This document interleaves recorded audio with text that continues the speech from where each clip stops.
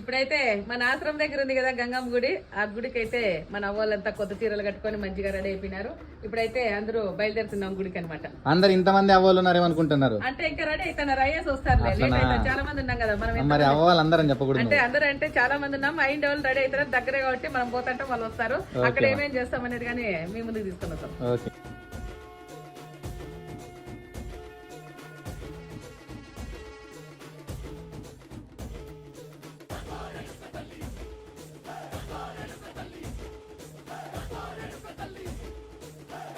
ఇప్పుడైతే మన గుడి దగ్గర ఉన్నాము. మన ఆశ్రమం దగ్గర ఉన్న గంగమ్మ గుడికి చీర అయితే కడుతున్నాము.